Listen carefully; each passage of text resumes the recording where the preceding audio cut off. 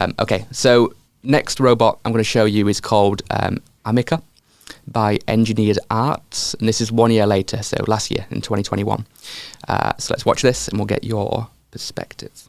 Okay.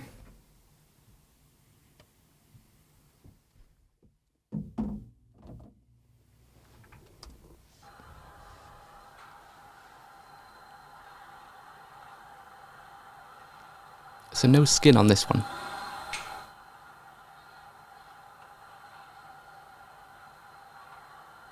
But the eyes and the facial expressions, it's kind of, I don't know, it's weird to watch, in my opinion.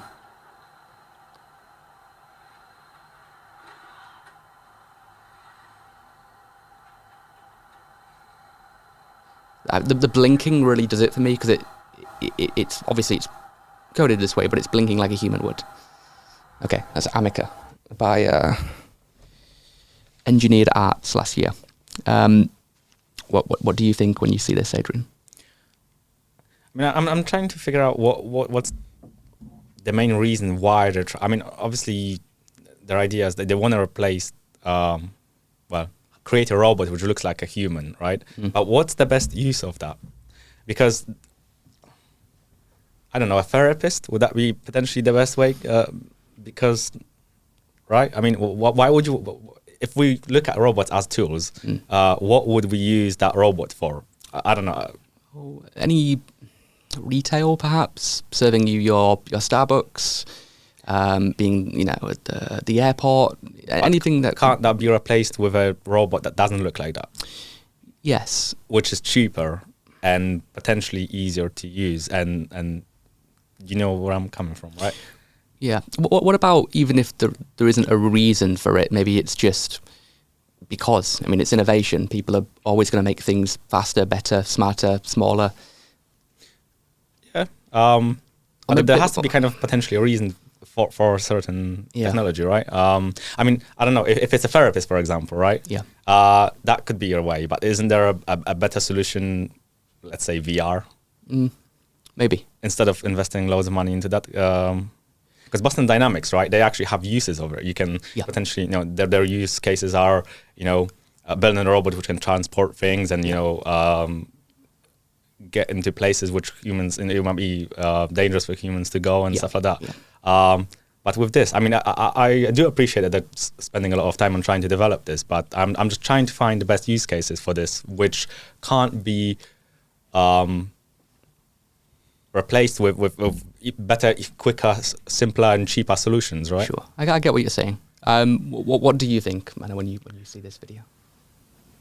So there are two ways of looking at it. One way is that what Adrian said is that does that provoke any kind of thought in our minds? To say that is this a step towards something bigger? So this isn't necessarily the tool that we're looking for, but this is a way to the tool that we might need.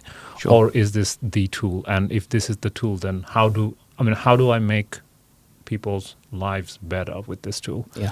So interestingly, just like last time, one of the things I have just thought about is UK is a very good example where we are constantly having problem that you don't have enough let's say PCSO, the police community support officers, and that's and a very other good use case. Yeah. Or a bad use case, depending on how it goes. Yes, and one of the things also is that during the nighttime you cannot open the underground 24/7. Why? Because of the security concerns. Perhaps some of the applications can be taken into account to say that can we accept a particular period of time where they would be governed by the robots, so that they are just there to make sure that things are safe and let's say convenient to use, and then they were going to be replaced by the human operators during the early hours in the morning when the tube stations are meant to be open at normal time. Because that, as Adrian was saying, that is this cost effective or not? To me, employing a human being and actually paying for them,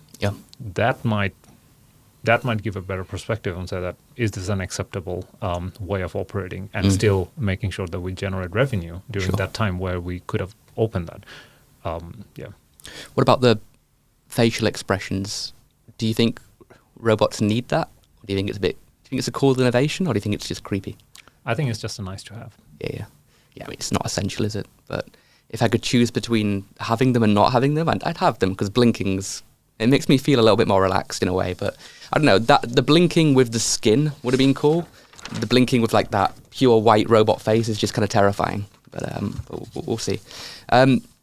If you guys had to guess, and I'm using the word guess here, how long until that is on the street and doing what you described? Are you 5 years, 10 years, in our lifetimes?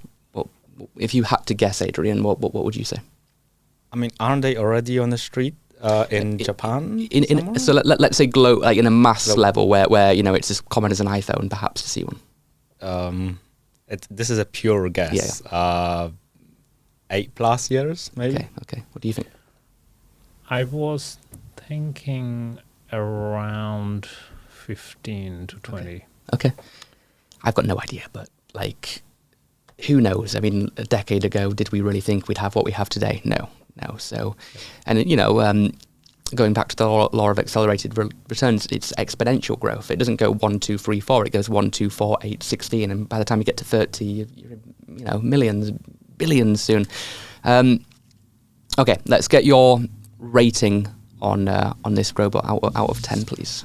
Okay, I've got a 4 and a 5. So we're at 9. So we had 8, from 8 to 9. So sorry, Sophia.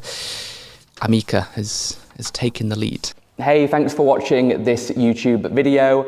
If you want to see more like this, please remember to subscribe, and I'll see you in the next video.